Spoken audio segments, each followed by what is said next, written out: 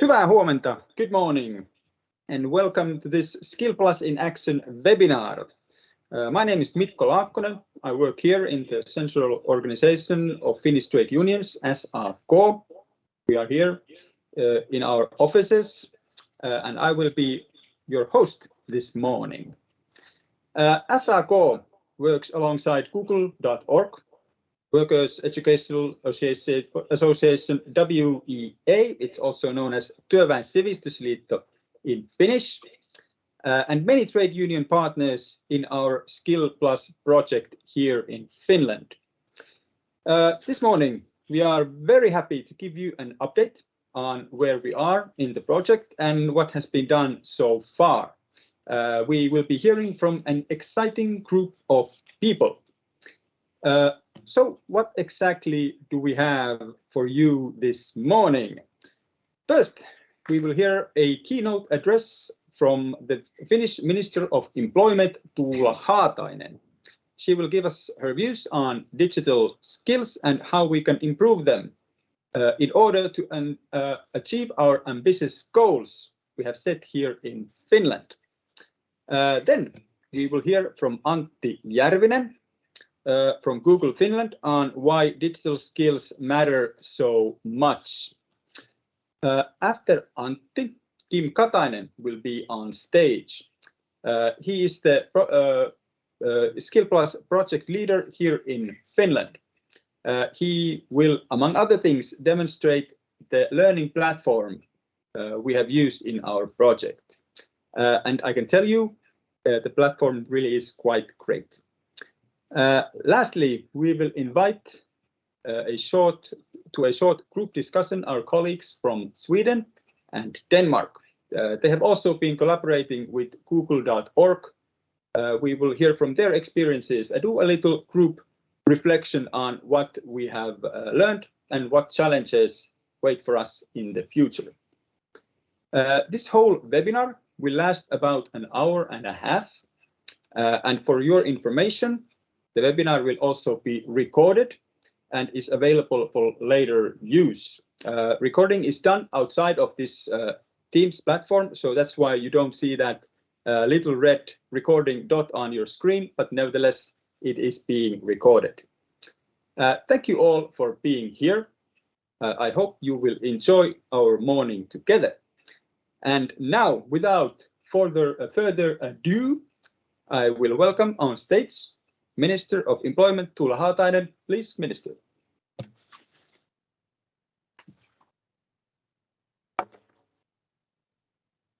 Good morning, dear listeners.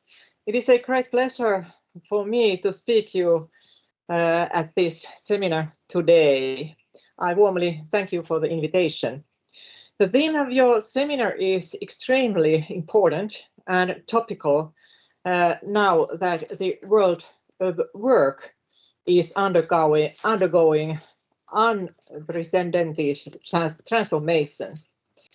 We have just experienced two crises, huge crises first. First, the COVID-19 pandemic, and now the fundamental changes in our security environment. In addition to this, more long-lasting transformation is underway when digitalization, automation, and the development of artificial intelligence are affecting our daily work at an increasing pace. At the same time, we are fighting against climate change, which requires finding emission-free solutions. The challenges caused by this transformation must be tackled so that we can continue to develop the competitiveness and well-being of our societies in a sustainable manner. Programs like SkillPlus play an important role in making digital education easily accessible to everyone in a close cooperation with different working life actors. Dear friends, Let me start by emphasizing that a culture of learning is a key and in a just transition to digital economy. Lifelong, continuous learning will be an important part of working careers in the future. For workers and job seekers, high level of knowledge and skills is an important buffer in transition situations. Investing in the skills of employees on a long-term and strategic base is the best possible future security also for companies. I have always emphasized that learning investments should be targeted also to those who are unemployed or outside the labor market, so that they will not be left behind in transition to digital world. This is exactly what a just transition means. Everyone's strengths and competencies should be identified and put to use. Increasing and expanding competence in digital issues is essential in all educational levels: primary and lower secondary education, vocational training and academic education, and more work-related education and training. Furthermore, we need to remember that innovations, including digital innovations, take place also at the workplace. Cooperation at the workplace level can thus be an essential tool to improve the competitiveness and sustainability of the enterprise. The development of new solutions requires also new skills. This requires that companies invest boldly both in product development and in competence development. In this respect, the state plays a key role, as the development of new technologies and new skills often requires significant financial investment. We should also remember that efficient anticipation of labor market changes caused by transitions, as well as effective lifelong guidance and counseling, have an important role in all this. In Finland, the anticipation system is quite advanced and high quality. However, also our system needs to be further developed. We must speed up the flow of information and data collection with the help of artificial intelligence, for example. Furthermore, it is essential to engage the social partners in the anticipation of skills, needs, and planning and assessment of the necessary digital training and education actions. Ladies and gentlemen, Finland is currently ongoing a comprehensive reform of continuous learning, which I think is one of the most important reforms of the 2020s. The driving force behind the reform was that there were some identified shortcomings in the Finnish continuous learning system.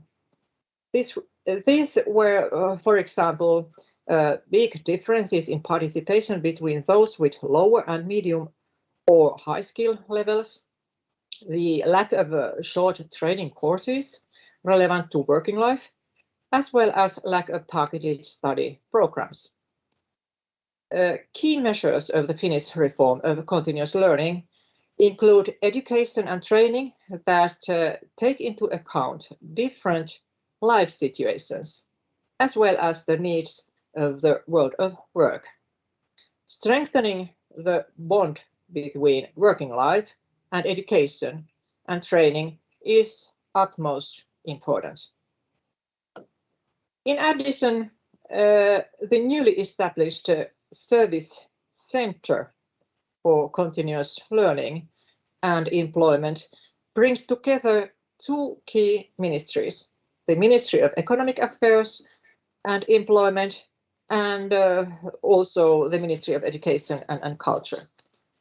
The Service Center analyzes the competence and labor market needs of working life, finances education and training intended for working age people, develops information, advisory and guidance services, supports also regional and other cooperation, and also participates in the work of to develop a digital service package for continuous learning. Dear friends, the digital solutions to continuous education will form the future platform for continuous learning. Here, the digital compass will be an important tool. Finland's digital compass is based on the EU's compass, which was presented in spring 2021. Finland is among the countries in the EU to draw. Finland was among the first countries in the EU to draw a national roadmap for digital transformation. We supplement the EU compass with our own ambitious objectives to seek a global forerunner position. Our digital compass is based on a flexible interministerial cooperation as regards digital and data policies.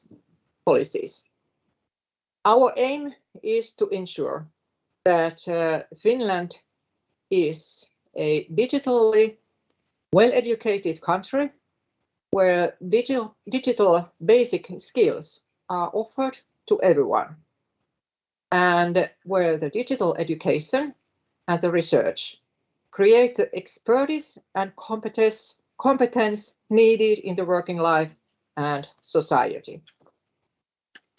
I want to emphasize that the focus is not only on ICT experts, but also on digital skills as a cross-cutting issue across all sectors.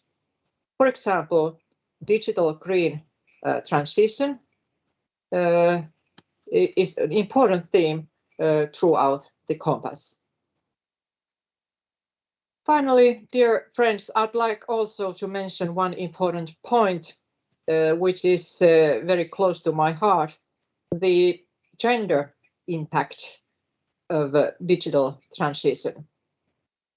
Digital industries are very strongly male-dominated. In Finland, for example, approximately 1/4 of all energy sector employees are women, and only 10% of sector's leading positions are occupied by women. Gender imbalance is not only a problem for equality, it is also a problem for the lost opportunities and insufficient use of capabilities and resources. It is therefore particularly important to increase the share of women in technology.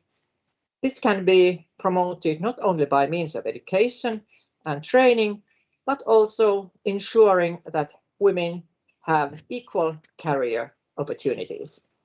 With these words, I open this session. Thank you. Thank you very much, Minister Haatainen. It was an absolute pleasure to hear from you and also learn how Finland is aiming to be in the front lines on digital skills and education. So we move on, and next we have Antti Järvinen from Google Finland. Antti, can you hear us? Yes, I can. Good morning, everybody. Can you hear me? How has your morning been?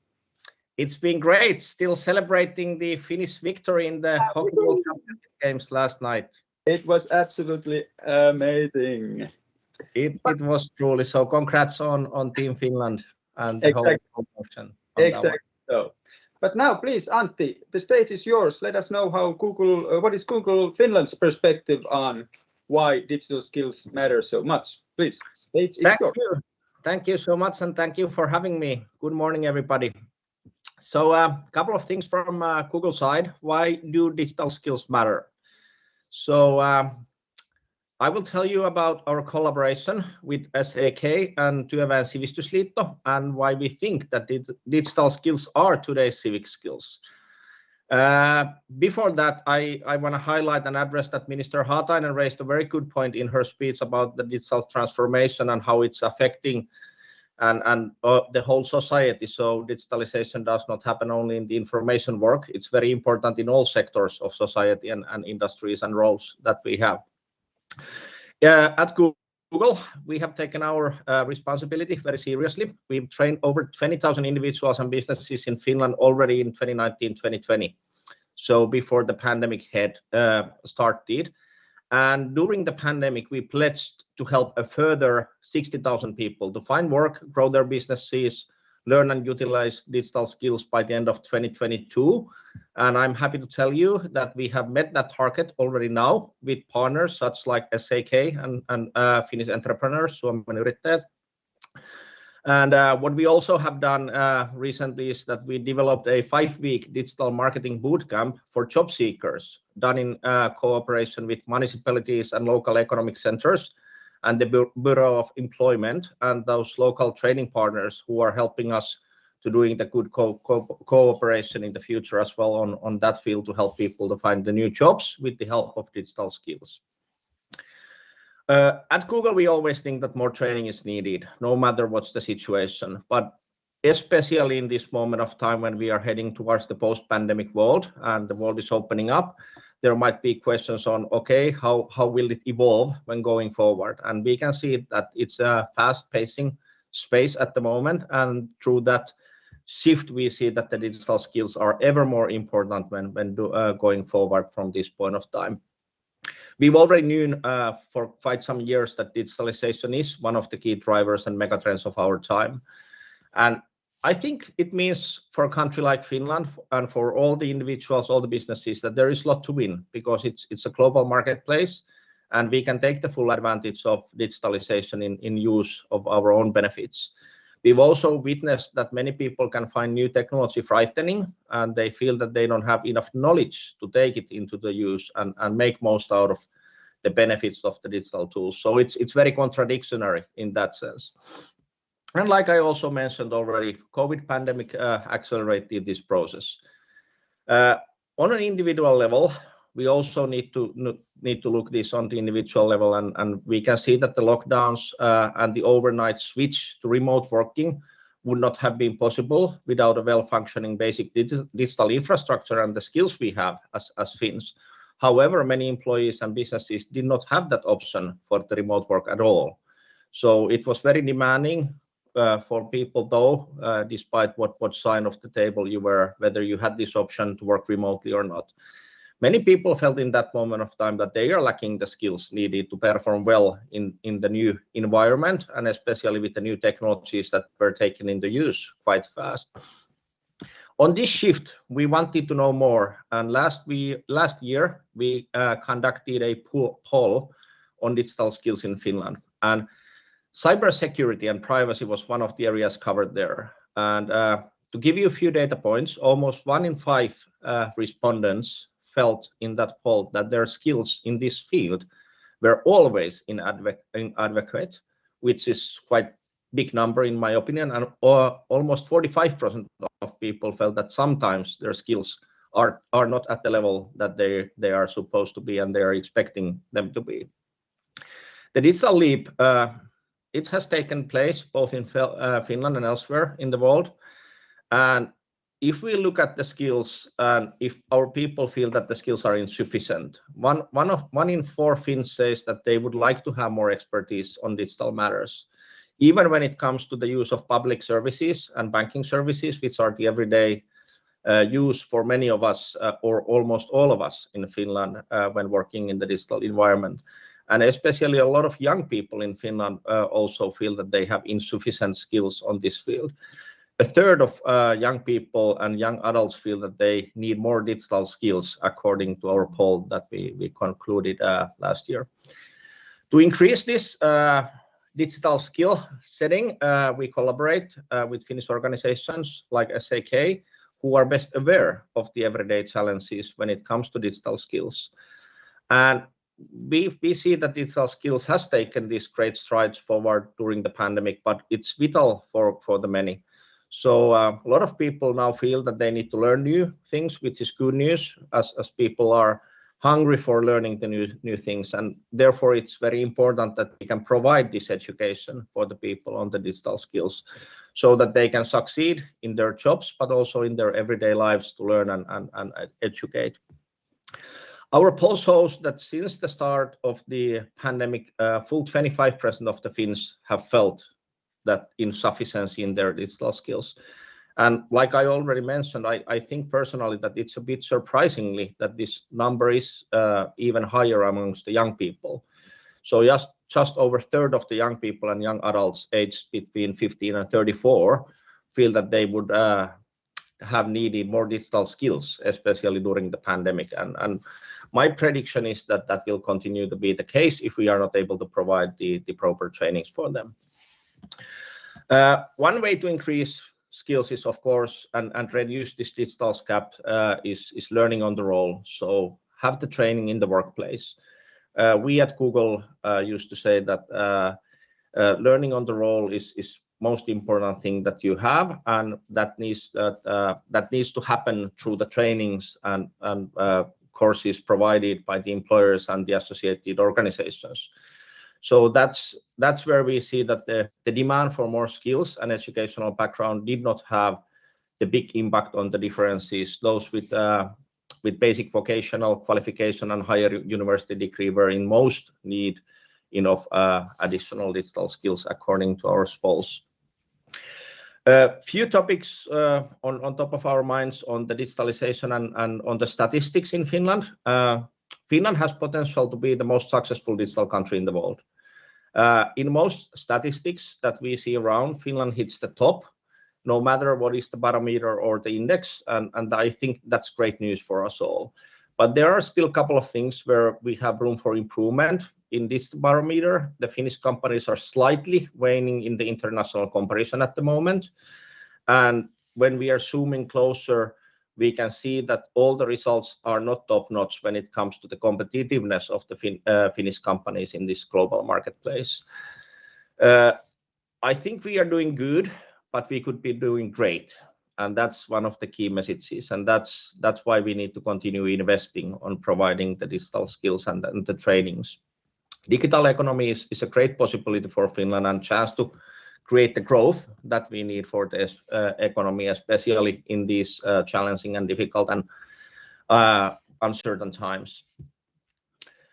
On Future Fit and SkillPlus, I already mentioned several times, we see that digital skills are the civic ones that one needs in life, regardless of their title or occupation. So digitalization can improve productivity in all sectors of the economy and society. And our aim and ambition is to create these solutions and make work life more rewarding for everyone. And that's one of the very important things I want to address. So this belongs to everyone. Digitalization is also not just a hardware. It's just not solutions or apps or startups, which is very booming in Finland. We can make most out of the digitalization if we are sure that millions of people in Finland are willing and able to take the advantage of new digital solutions in their everyday lives, and they have the skills to do so. This philosophy has also guided us in deciding to fund the SkillPlus program in Finland and the predecessor Future Fit. So we are also funding similar programs with the trade union partners in other countries, such as Denmark and Sweden. And I look forward to learning more about those experiences later in the panel discussion as well.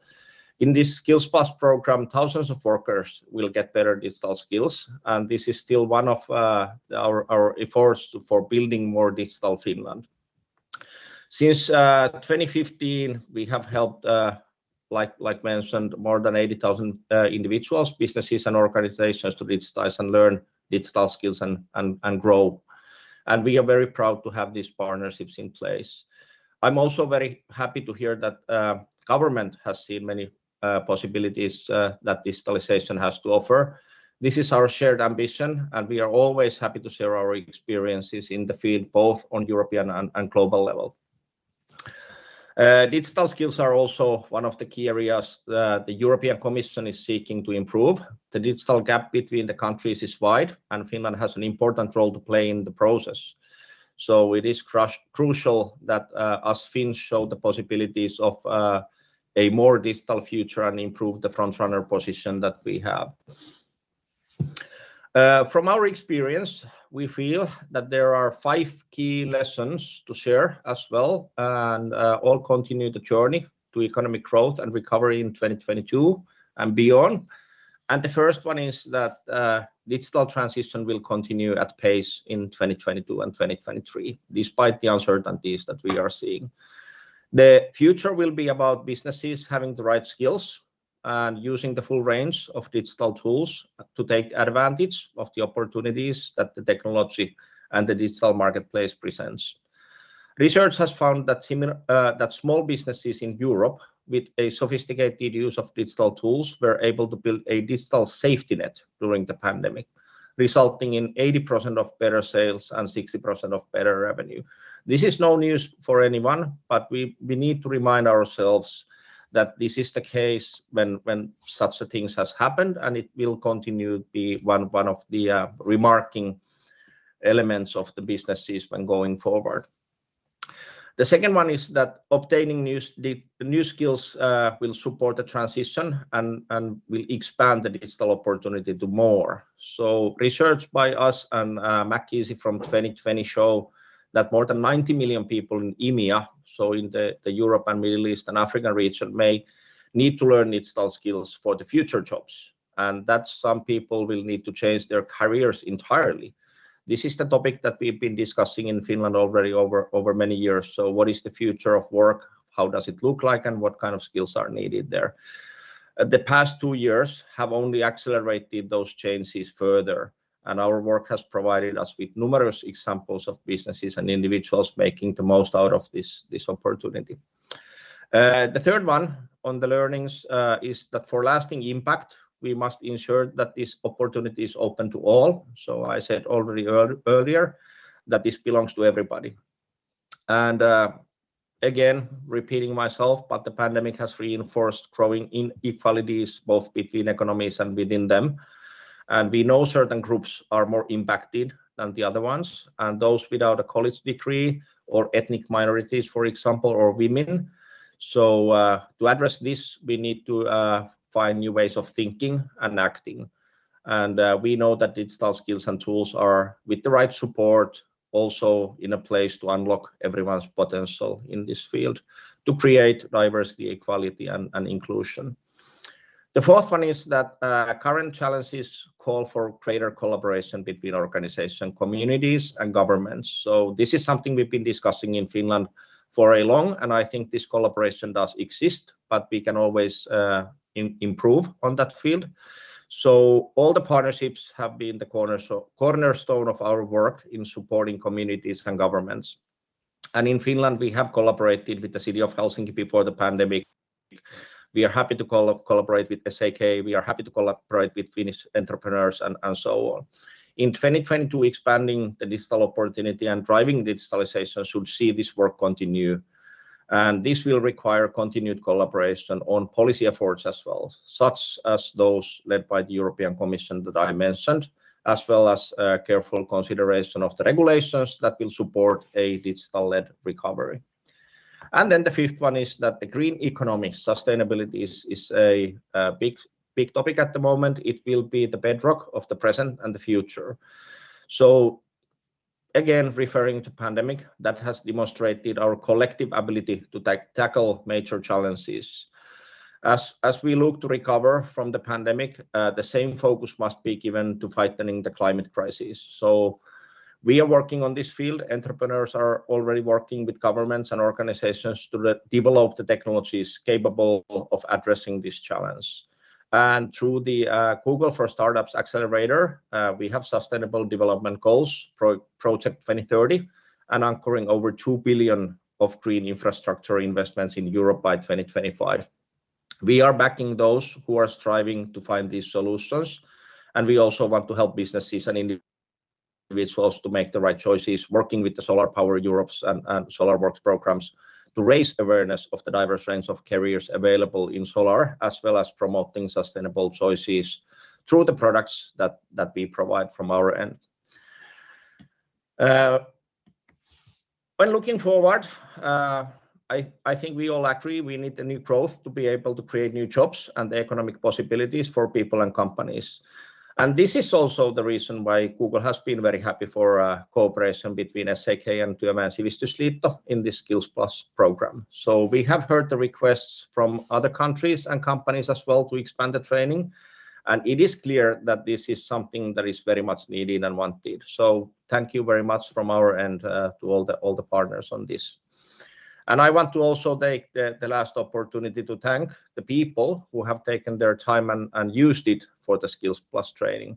It takes courage to start something new, and you have done so. I also want to encourage you to spread the word, as we will hear soon. With the digital platform, participation is easy and it's fun. And thank you also to our Danish and Swedish friends for their work and efforts in making sure that everyone can flourish in the digital world. So thank you from my end, and happy to take any questions at this point, or then handing it back to our wonderful host. Thank you very much, Antti. That is all very interesting, and we are very, very privileged to learn from Google's expertise. And I think also what I like about SkillPlus project is that it brings together very different background partners together, like trade unions and Google, and I think that's all very, very important.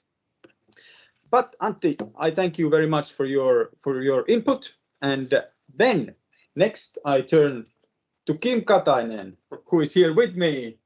Hey, how's it going? Kim, it's going very well. How are you? Great. After last night's game, definitely even better. Yeah. And of course, happy to be in this. Privileged to be here in this team company here today. Agreed. So, are you ready to shed some light on SkillPlus project here in Finland? Definitely, that's what I do. Go ahead.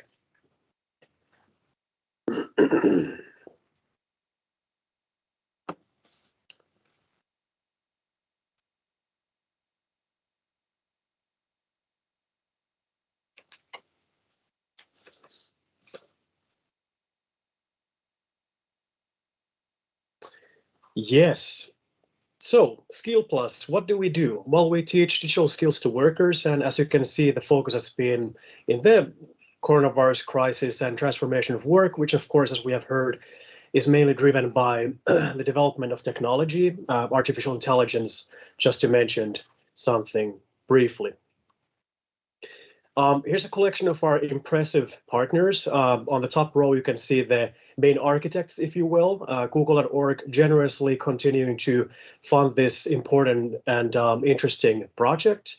SAK, obviously knowing the workers of this fine country of Finland, sharing us wisdom and also other kind of support. And TSL, that being our organization, being in charge of planning and also running and leading this whole project in Finland.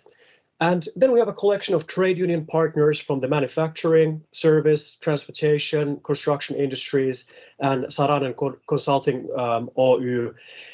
Again, they themselves from their respective industries sharing wisdom about their workers and what they might need the most, and also mainly also these days helping us to reach these very important workers through their infrastructures.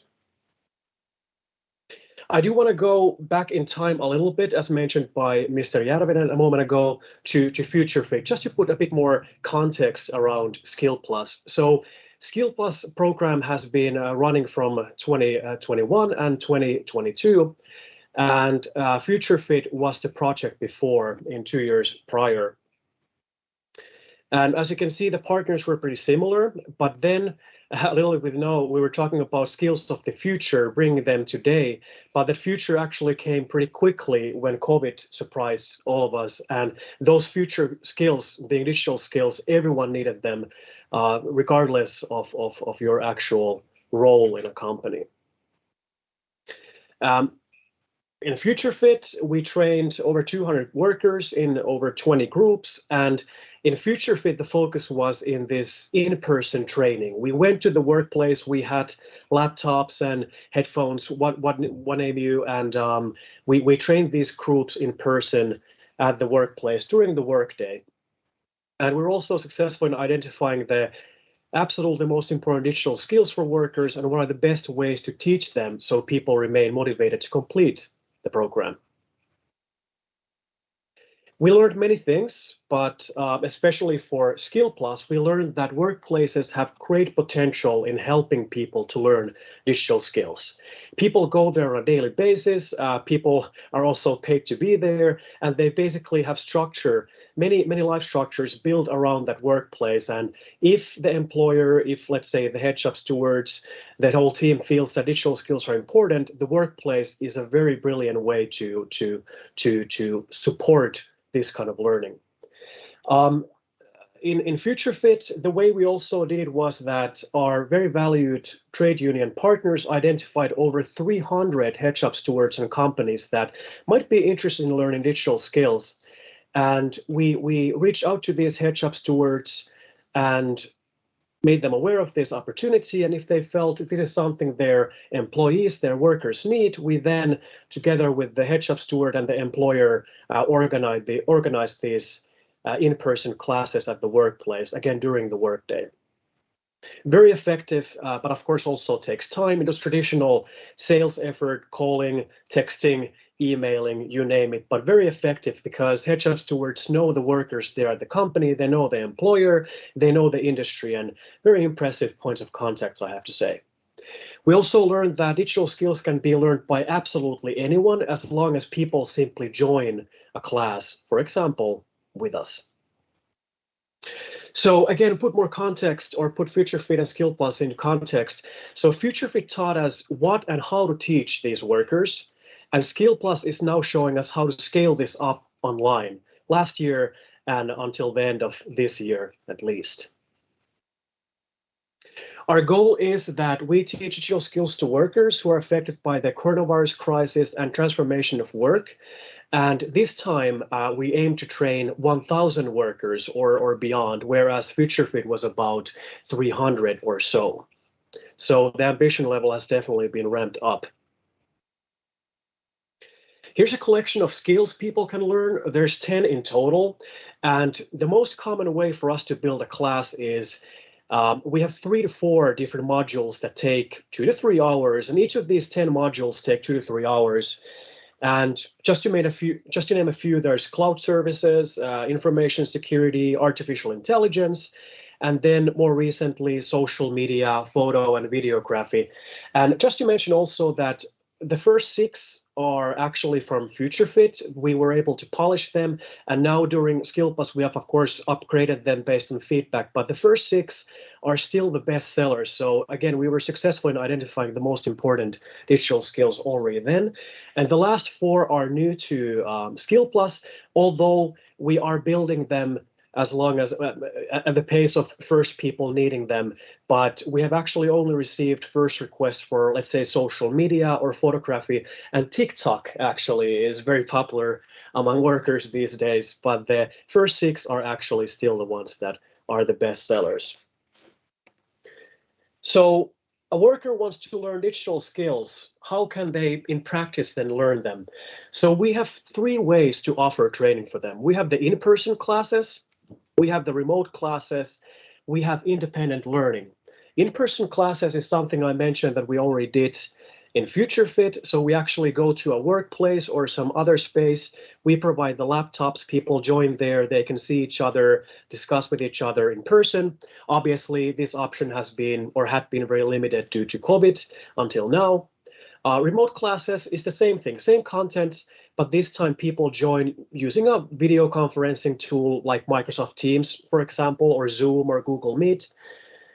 And people can now interact with each other, but simply remotely, and people have their own devices for joining. And then we have independent learning, which we'll be focusing more in a moment, but it's basically a website where people can join whenever they like and start learning digital skills wherever they like, as long as they have a computer or a tablet. So far, we have learned in SkillPlus that, and actually I'm very proud of this very detailed description, what people need to know to be able to join the remote class, because oftentimes people give these vague answers what people need to know. And we've identified that workers are able to attend remote classes as long as they have a computer or a tablet. Even smartphone is enough sometimes. And the digital skills they need is being able to use email and multiple tabs on a web browser. Very detailed, I know, but it's very specific, and I'm very happy to be able to identify this on this accuracy. If this is met, people will learn, for example, Microsoft Teams very well during the day of training. We've also learned that online learning is very important because it makes digital skills accessible to absolutely everyone who meet the requirements above. For example, people outside the largest cities. Finland is a very big country geographically, almost as big as Germany, I believe, almost. And oftentimes the cities are by the coast, and there's a lot of northern Finland and eastern Finland to cover, but unfortunately many surveys are often focused on the larger cities located by the coast. So online learning is one great opportunity to bring these important and interesting skills to absolutely everyone. Also, it saves time, saves money, and also environment, if I may add. And also for us, people who build these kind of programs for workers, online learning is a very cost-efficient way to develop and provide training for workers because, again, less travel, less logistics, less hassle, if I may say. Where are we now? So far we have trained around 300 workers in 30 groups, and 85% of these people have been trained remotely, as in using a tool like Microsoft Teams. Our trainings have been very popular and successful. 95% of workers have found the training useful. Actually, like absolutely every content provided for them, 95% have felt that everything has been very useful for them. 90% recommend this to their colleagues. And coming from a startup background, these numbers would be pretty encouraging for any product or service. And again, put back to things into perspective, compared to FutureFit, we've already exceeded FutureFit's results in less time, half the people, and a fraction of the cost. I want to mention this because I want to thank our very impressive trade union partners, and also this indication of the promise of online learning. This is what I meant when I mentioned that it's very cost efficient to build these kind of projects. Keeping in mind that some people, of course, still do need in-person training because they don't meet the requirements mentioned before, but still the people who do meet them, very cost efficient to provide this kind of learning across the very beautiful and impressive country of Finland. How about what's next? So like I mentioned, coronavirus crisis has hit Finland very hard also. But now a significant portion of the restrictions were uplifted in March, or like the final batch of restrictions were uplifted in March. And we now also recruited a new team member to sell SkillPlus to these headship stewards and companies, just like we did successfully during FutureFit. So this means that we're able to now finally kick in more broadly with in-person classes, not just remote classes and independent learning. We will in a moment see more about the independent learning, the website, but just to mention that it's still very new. We actually launched it for everyone only a couple of weeks ago, but so far the numbers have been encouraging, even though the sample size is very small. So on the first 10 days, for example, we had 40 signups, and if we use this to very greatly simplify, by the end of the year, we could have closer to 800 signups at this pace. But of course, we have only so far done very simple marketing with one of our partners and our own social media marketing, but we expect these numbers to also ramp up as time goes by. So This independent learning alone is bringing us closer to that 1,000, but with this new team member, we're also able to continue training people in person and remotely. And of course, finally, we'll also continue to work with each of our partners to find the best ways to reach and first and foremost serve their members, the ones who are interested or find it crucial to learn digital skills. At this point, if you're curious, although the website is in Finnish, you can find more information about SkillPlus at skillplus.fi.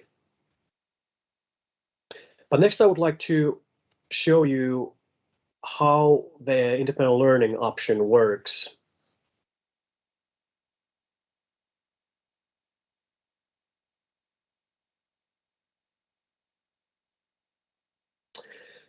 So here you can see the website.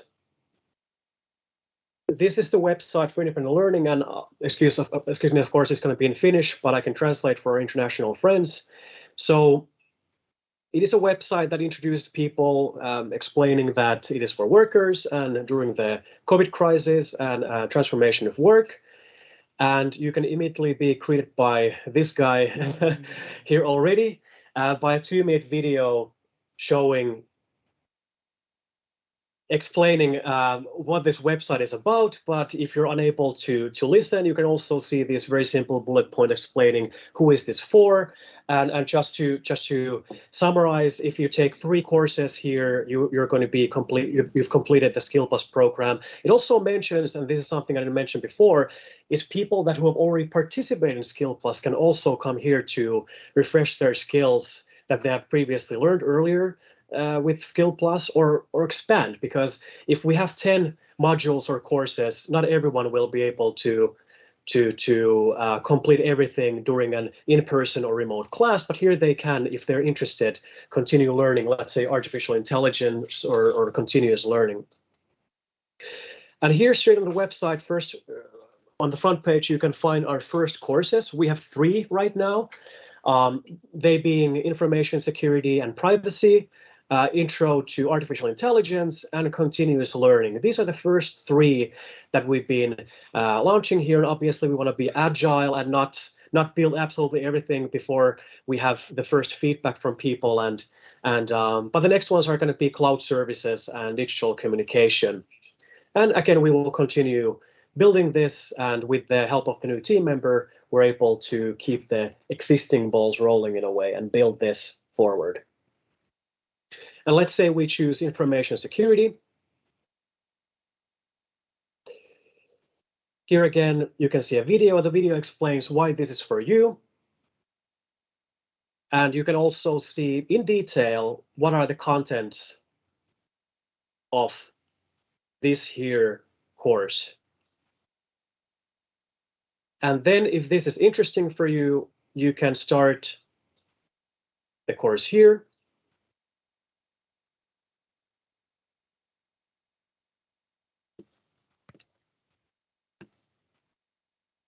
Please don't do this too much yourself. Use real email addresses.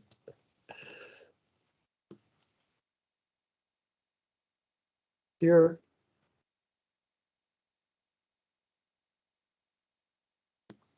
Interesting.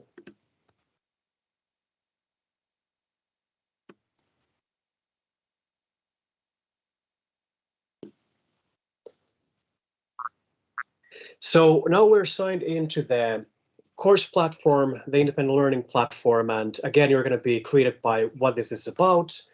And after every video, you're automatically moved to the next section. And there can be videos, questionnaires, different kind of exercises here. And the main difference compared to in-person and remote classes is that there won't be other people interacting with you, at least not in real time. And eventually, this course that is built based on videos of, let's say, 30 seconds all the way to a few minutes, maybe some individual ones even 10 minutes, but very short videos. And it's built in a way that you can really learn even 5 minutes at a time, wherever, whenever. And this works on every device, quite frankly. And if you have any questions, you can click the discussion section here to send a message to the administrator, and the administrator then can then decide to keep the discussion hidden or release it for all the students if it's something that could be helpful for the next students. Just to clarify, for example, something about artificial intelligence.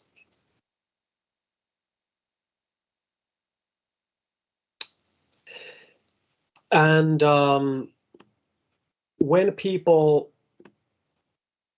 let's do it like this. When people do progress through these courses, they can check which courses they have enrolled in and continue, like said here, starting or whichever, and basically kind of like build a home for their digital learning digital skills learning if they will. And if they're interested in learning about SkillPlus in general, they can also find the link to our website, also for in-person or remote learning. I'm also going to show you a couple of screenshots of the admin site, screenshots just to protect the privacy of our students. So you can see that how we can develop this platform forward.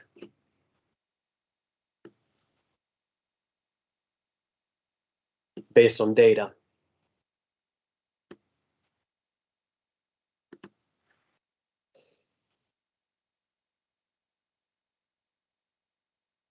So here are pictures from the admin panel, for example. We can see the amount of enrollments. We can see how engaged people have been. What's the kind of like the trend in how many people actually complete the training. We can even look at individual videos of like how many times videos are watched and when do people fall off if they do, and amount of replays and so on and so forth. But basically there are very robust tools on the back end to see what works, what doesn't work, and of course we're also adding and keeping more traditional tools like questionnaires at the beginning and at the end of every course, of course. So like what worked, what would you like to see more in the future? So very data driven. And of course, it's not just about getting people to sign up. It is also about getting people to come back and also to make them complete the first course and then to come back to complete multiple courses all the way up to 3 and beyond. So there's also communication tools here to see that, okay, these people haven't come back in 3 days, for example, and you can send them email. And our plan is to first do this manually in a way, see what the formula basically is to help people to complete the training. Is it 3 days, then they never come back, or is it a week and never come back? And then eventually build automation to keep, well, naturally to build this, make this all automated. So again, until the end of the year, we will continue with our in-person classes, remote classes, and then bringing this independent learning website to more and more workers, and heavily continue working on it and developing it. And our plan, of course, is that it would in some way be able to continue to exist even after this calendar year. So we're very excited about this independent learning platform, and hope to keep it alive for a long time, if at all possible. Well, thank you. That's all from me for now. Thank you, Kim. And now please stay with us. Okay. Right I'll here. Right here. Yes. And now we will also contact Ann-Therese Enarsson from Sweden.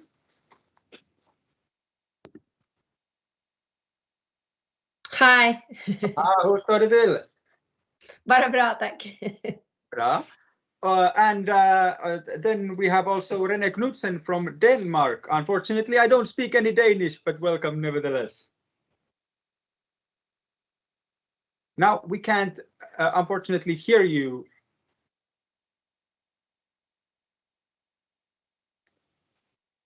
Still a problem?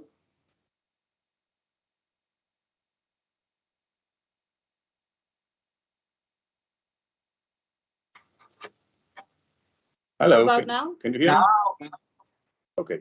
it works perfectly. Welcome, René. Thank you. I'm not a skilled person in English, but I'll try to do it in English so everybody can understand it. I know Danish is very difficult. Excellent. Now we all know who Kim is, but can you also, Andres and Rene, give a short introduction of yourselves? If I'll start, my name is Antti Järvinen and I'm the managing director of the think tank Futurion. And the Futurion is founded by TCO here in Sweden, the Swedish Confederation of Professional Employees, which comprises 14 affiliated trade unions. So, thank you very much. Welcome to continue. Thank you. And Rene also, please.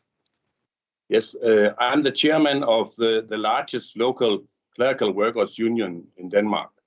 We only was a local union who got the Google project in Denmark, but we expanded it to the whole of Denmark and all the 7 local unions in HK Denmark.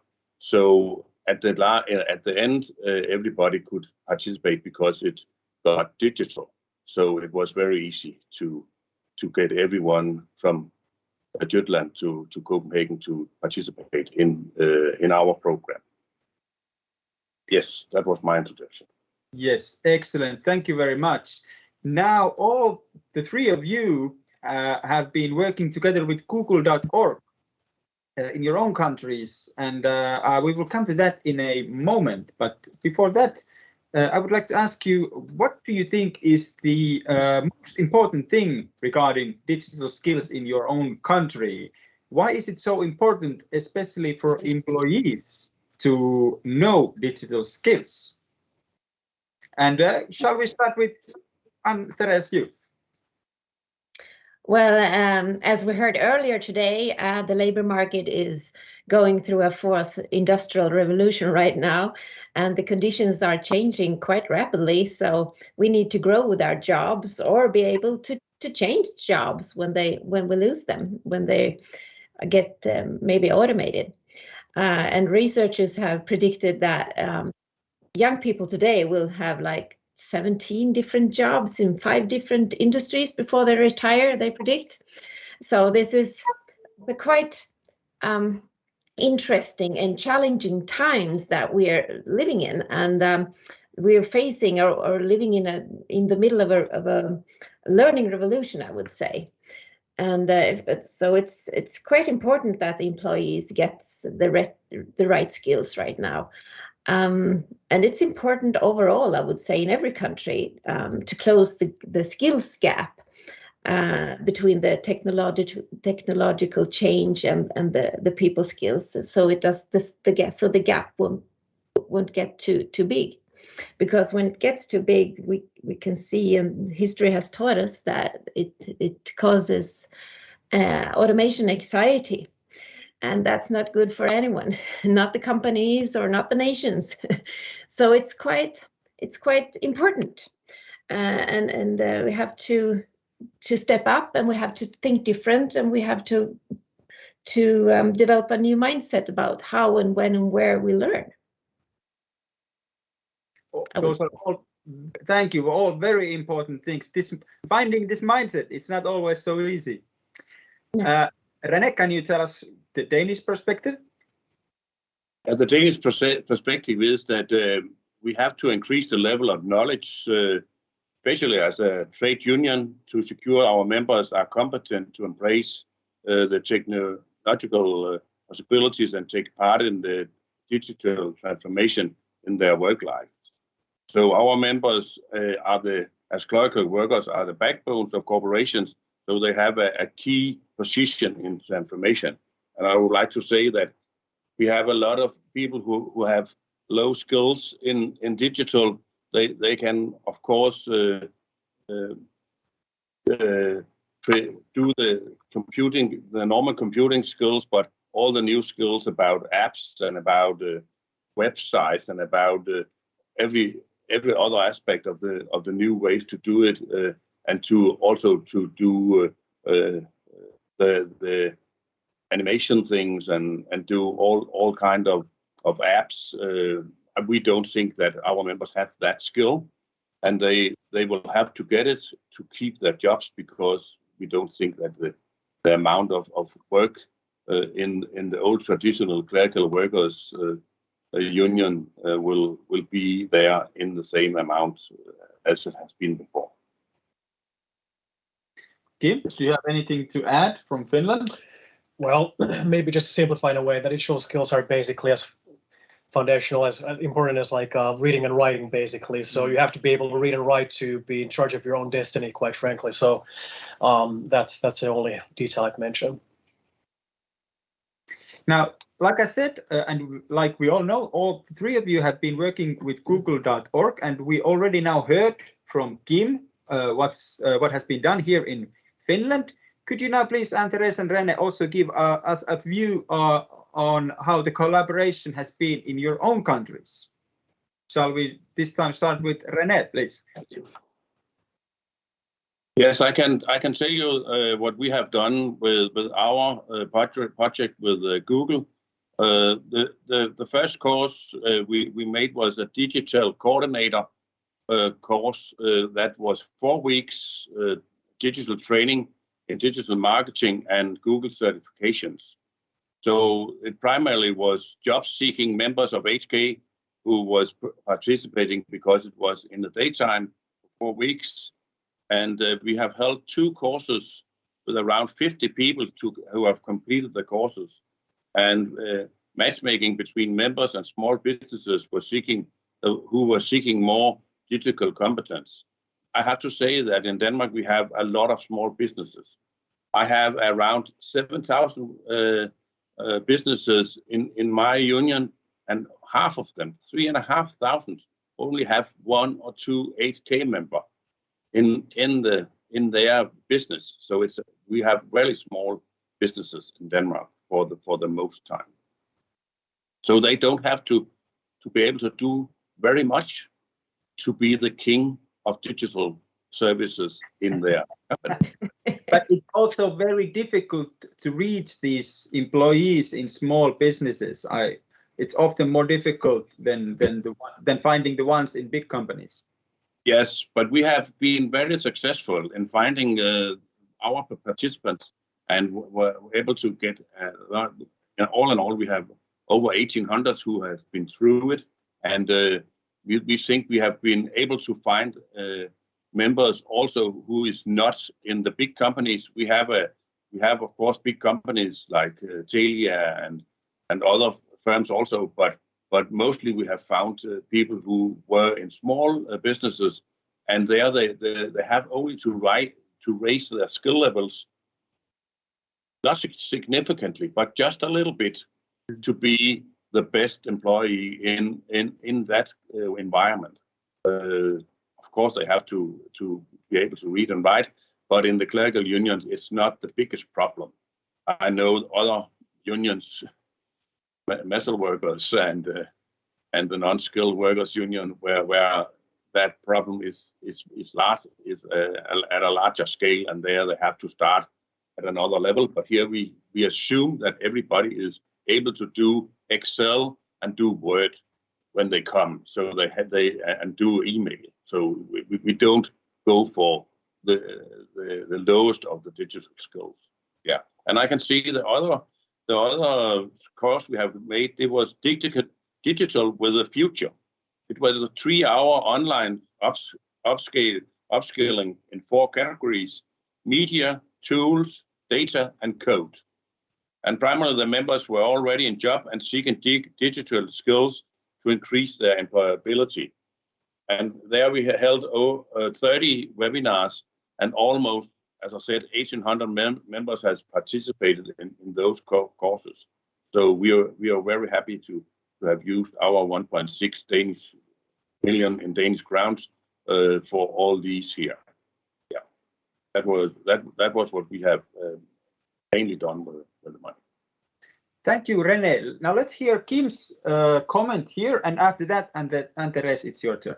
Yeah, just mentioning about the small business, I think it's an interesting target group, because even though they might be difficult to identify, but when you do reach the let's say the owner, whichever, the decision can be made quite quickly. In a way, there's no hierarchy, and they know exactly what they can do and are willing to do, quite frankly. So good point. There are interesting target audience. pluses and minuses. Now, please, Andres, what's been going in Sweden?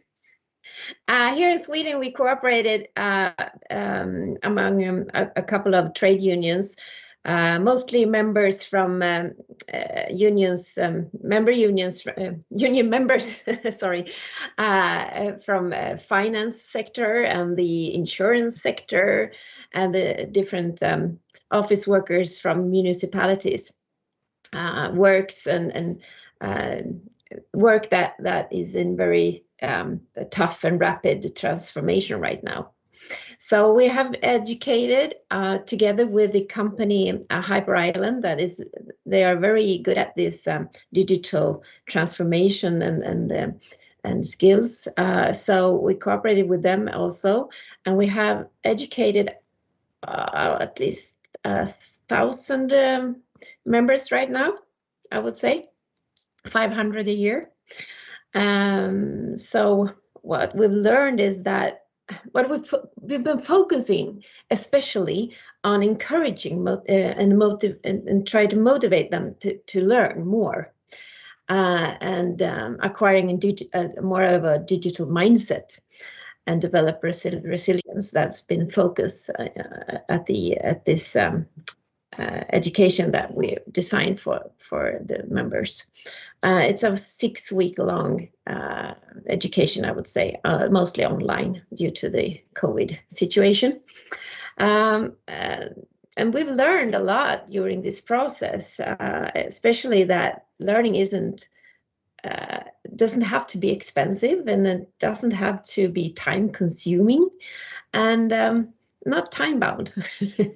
So we've learned a lot about how and when and where we learned things. So it's been it's a very exciting and we learned a lot during this process, I would say.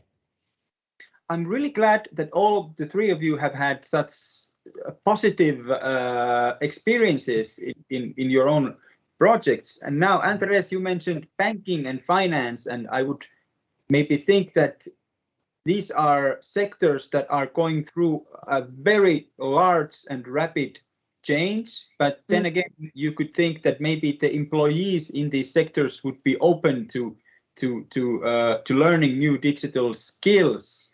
And this is I can give you the floor first, Andres, but this is a question for all of the three of you. How has the reception been among employees? Have they been happy to improve their digital skills? Have they seen the positive things it can bring? Yes, of course, they're very happy. We've been focusing on a lot of building confidence, digital confidence, I would call it, and we were focusing on how to keep on learning, not just during these 6 weeks, but giving them tools to continue to learn and find new ways and collaborations and so on. So it's like trying to give them a new digital mindset, as I told you earlier. So they are very, very pleased and very happy, and a lot of them have made new friends as well. Great. And René, what about in Denmark? What has the reception been? The reception in Denmark has been very positive, and the members are asking for even more. So it seems that it inspires our members to make Curious grow.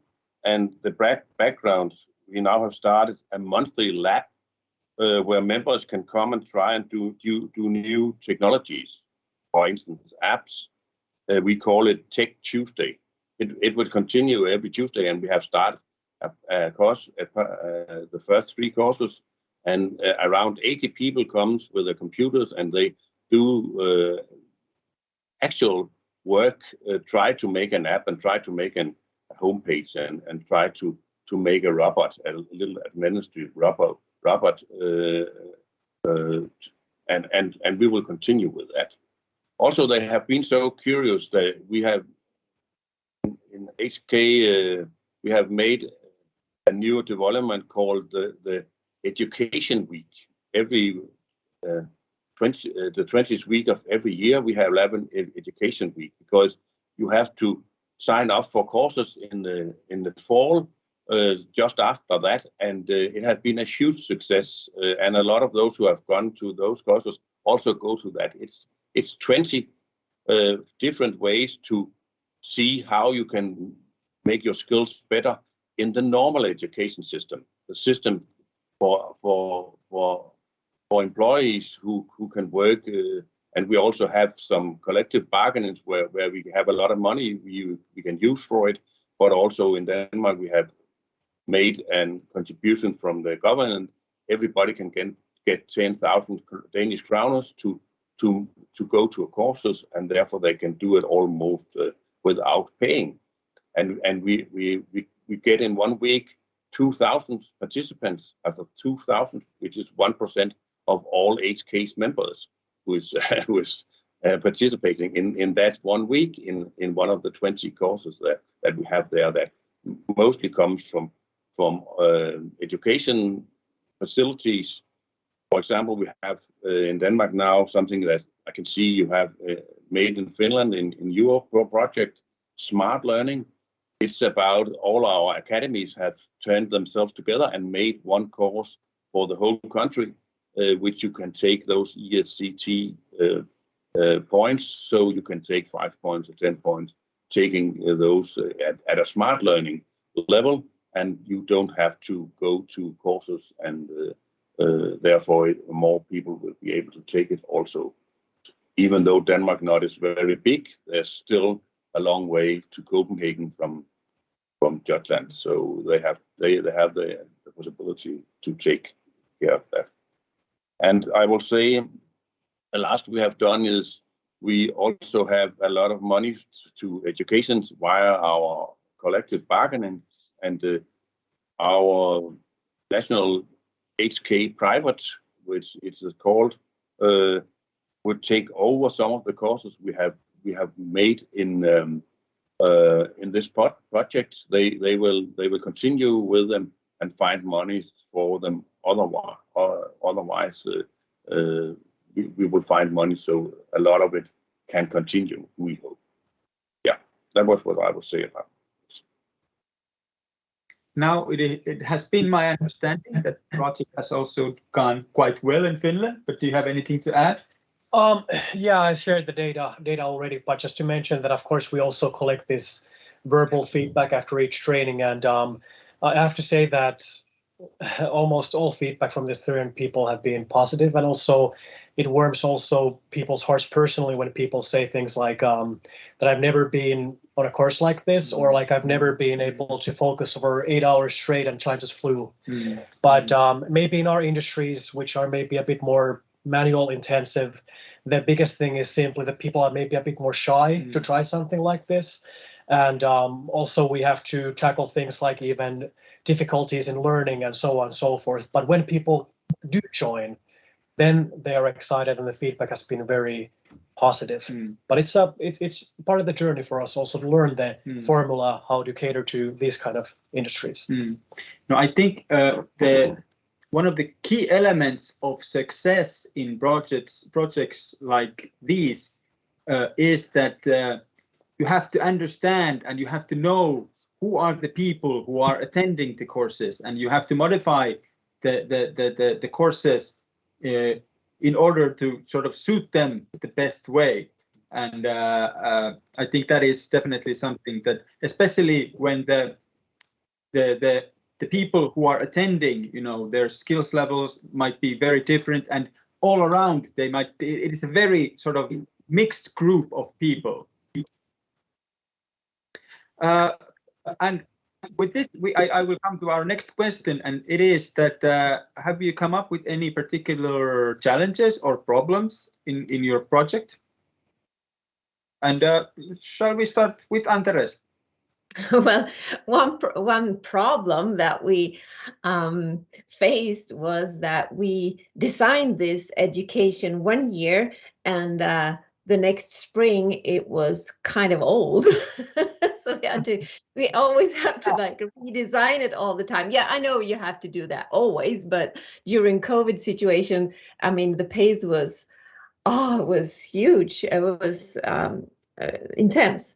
So we had to redesign quickly and tweak and ship another learning experience quite fast, and a new set of skills every year or every 3 months, I would say. So, yeah, the quickness is amazing, and of course COVID has been a whole other thing, and it has caused some problems. But Rene, please, have you had any particular challenges and how you have maybe coped with them? Yes, I think the biggest challenge has been the COVID pandemic challenge, because we had to make all the courses in the start of our project had to be digitalized, all of them. So we had a lot of rethinking to do, but I think that we also learned very much about how to do it. For example, the studio I'm sitting in here was created under the pandemic. We have made almost like a TV studio here. We have 3 screens, and we have a professional setup here with lights, and the screen behind here can be used to go through all the education, and we can also be more people in here because we have screens on the side, and that's one of the things that we prioritize to make for ourselves, so that we could give them a very good experience. And that is one of the challenges we have had, how to do it interesting, so people didn't fall asleep or just put their faces out of our reach and then didn't hear anything. So we did it in this way, where the flow was very good. That was one of the challenges, and we had to make the courses with a good flow, and it succeeded when we made the studio here, and we could use all the features of digital showing and use better our skills. So we had to upgrade our skills. A lot of people have learned to be almost TV hosters and Eurovision host. Any challenges in Finland? Yeah, sure. Of course, COVID is easy to mention in a way that, like, in short, marketing in a way, like finding the best, like which kind of classes to promote, which time of the year, and kind of like the jagginess of it showing that, okay, now we can focus on in-person, then Omicron surfaced, let's go back again. So this constant seesaw between Omicron and not, but it's okay.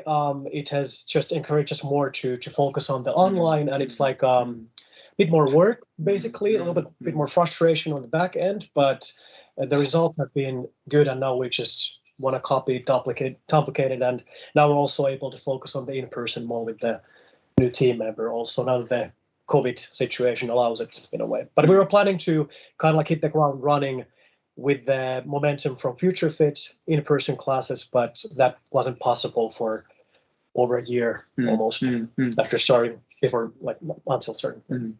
And like somebody mentioned, this has also of course been a learning experience also for all of us. Yes. And it's been a valuable and good one.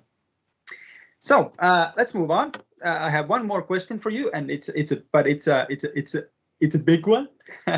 Now it's always fascinating to think and wonder what the future will hold for us regarding digitalization and digital world. Is it something like mind-blowing artificial intelligence, augmented reality, or something like that, or is it maybe something more down to earth?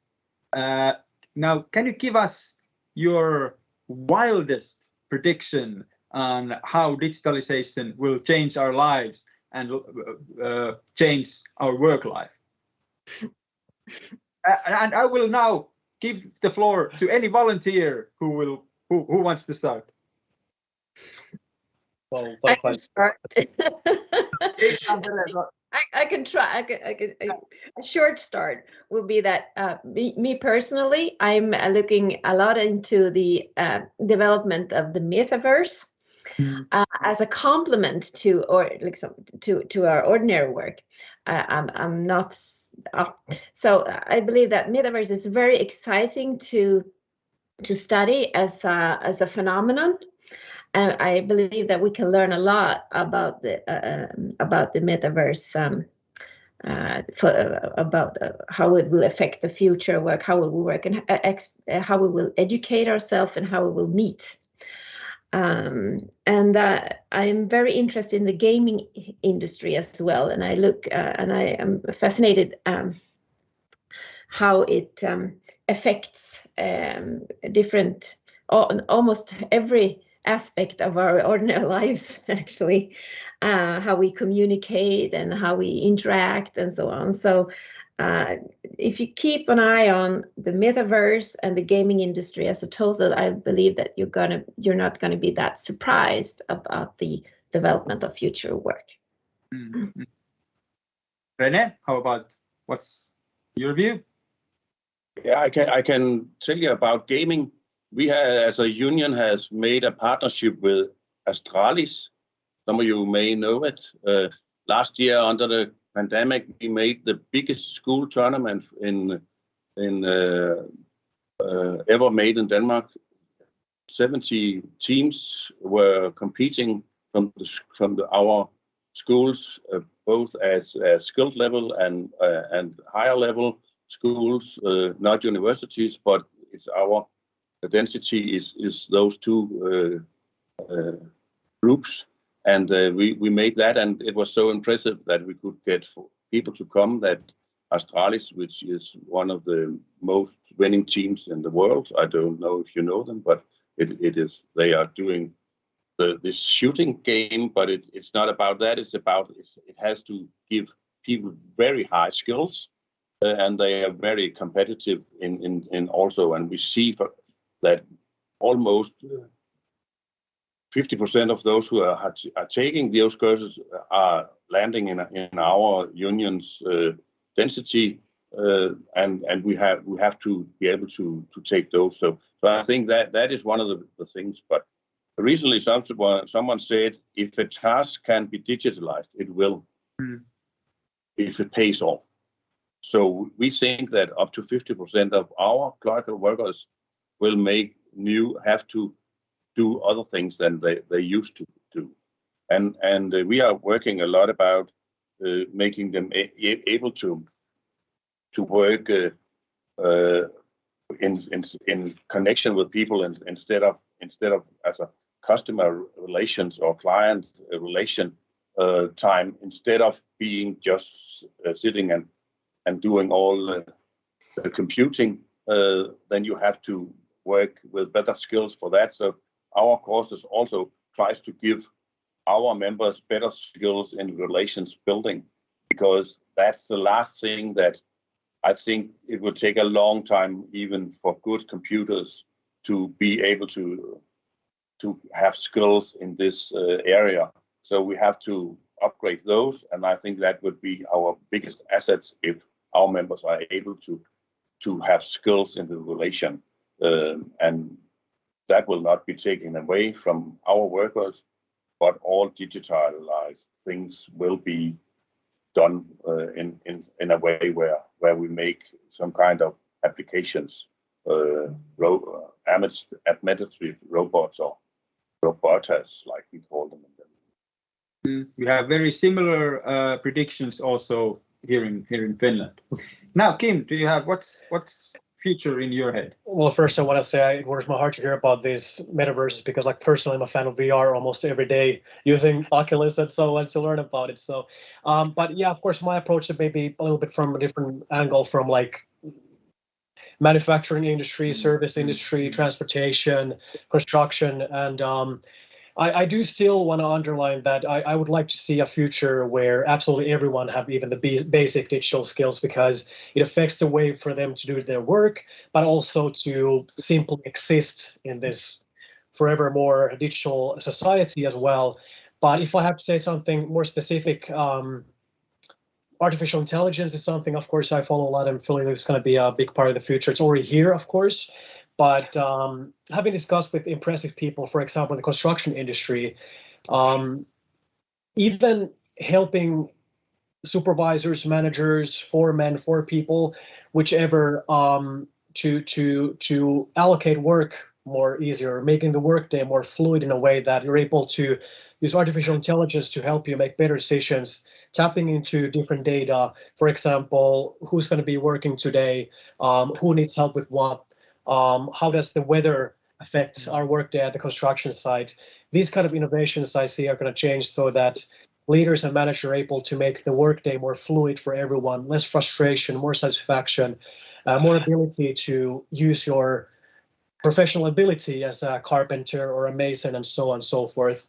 But artificial intelligence, I would say, is the big thing on top of just absolutely everyone having the digital skills. And I do want to mention about the basic digital skills compared to artificial intelligence, because when people learn about the basic digital skills, and again, have been teaching people, for example, in the construction industry, there's so much creativity with even carpenters and masons, and to kind of like just like, how could you, okay, now you know the basics of artificial intelligence, how could you use this during your workday? And we've created all kinds of silly but also functional ideas for tracking who's there working today, where are the tools sprinkled across the construction site and among multiple construction sites, or things like operating a crane with your hand signals or something like that. So that's why I think that to really bring things like artificial intelligence to, let's say, a construction site, also the workers need to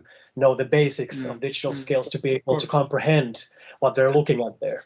But those kind of basic digital skills and artificial intelligence are the biggest things, I'd say, that I'm looking forward to. Here in Sweden, we say that the future is in connecting AI with HI, the human intelligence. Great way of putting it. And with these words, there would be lots of things to discuss still left, I think, but time is coming to an end, and I wish to thank you all very much for this short discussion. I hope all the best for you in the future in your quest to improve the digital skills of all employees. Thank you so much. Thank you. Thank you. So, all good things, they come to an end.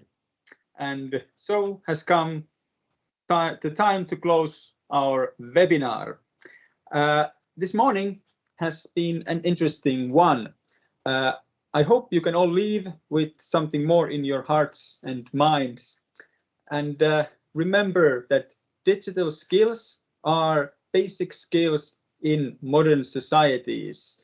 They belong to us all, and we have to remember to work so that they can be open to everybody. And with these words, I wish you all a happy and productive day. Thank you very much for participating, and goodbye.